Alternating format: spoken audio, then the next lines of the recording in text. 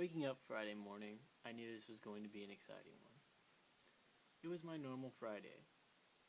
I went through my normal routine, hit the snooze button for 10 minutes, took a shower, and then breakfast. After that, it was off to the gym for the weekly pickup basketball game.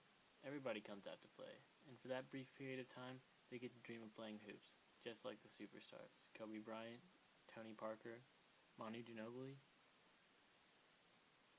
Friday at noon, it started off like any other ball game. All the guys were there shooting around, talking about the week they had. We shot for captains and picked teams. My team was pretty solid, as was my opponents. We had the better shooters and they had the size. We would play 15s by ones and twos, straight up. The game begins. We had possession of the ball. I quickly slash up the court and take advantage of the stiff defense. "I've got blue!" the guy screams as I charge down the court. Well, he thought he had me, but I displayed some agility and Euro stepped my way to the hoop, faking one direction and going the other. He was caught off guard and I scored an easy bucket. We're up 1-0 at this point. In a blur, the game continues. The pace is intense, and both teams are out to earn their stripes. Flash forward another 10 minutes, and the score stands at 14-13. My team is up, and we are in possession of the ball. As I charge down the court, I see my chance to take the defense off guard. They seem stiff as they were in the beginning of the game. As I cut to the basket, I can already hear the congratulatory adulation of my teammates. I charge down the lane. My defender attempts to pick me up. I blow past. Just as I near the rim, I feel a tug as my arm is violently yanked by another defender. He had come up and helped, and I was fouled hard. I crash to the ground. Pop! I scream, and immediately clutch my ankle. I landed on a shoe. On the way down, my ankle had rolled to the side of my Nike Hyperdunks. The burning sensation in my ankle was incredible. It immediately began to swell as I writhed in pain on the floor. It was quickly the size of a softball and incredibly painful.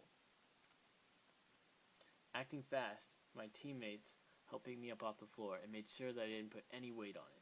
Next, I sat on the bench to examine the damage. I couldn't believe how huge my ankle had gotten. The gym director brought me a bag of ice, and I inclined my foot on the gym bag with ice while I waited for my friends to bring his car around. When you have an ankle injury, it is important to get your weight off the affected appendage and elevate your ankle to relieve swelling. The circulatory system continues to pump fluids to the affected area, and you want to make sure the ankle is elevated in ice to help alleviate this. Some blood flow is good and promotes healing, but the body always overdoes it. It is best to ice and elevate the ankle to prevent excess blood from entering the area. This reduces swelling and numbs the pain. The Rice method is very beneficial for the first 24 to 48 hours of injury. Rice stands for rest, ice, compression, and elevation. My friend's car was pulled around and I was quickly ushered outside. I used his shoulder as a crutch, hopping on my foot to get to the car. I would not recommend this unless you're confident and it doesn't disturb the injury.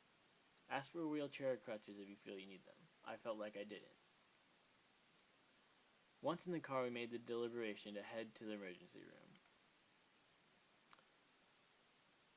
The doctor looked me over and ordered me to get my ankle shot to check for any fractures. Luckily, they came back negative.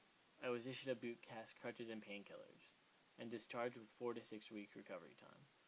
I was to stay off it and continue the Rice method through the next day. The doctor also mentioned that I would probably have some pretty bad bruising, and it was normal for this kind of injury. Although following the Rice method helps to reduce the amount of bruising, it's inevitable.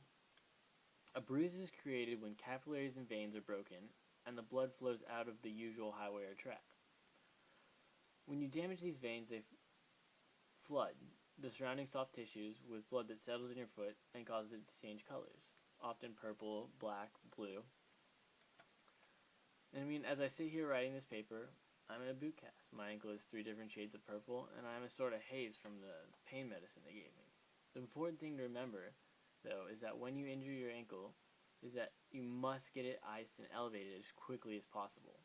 This helps to reduce bruising and the swelling tremendously.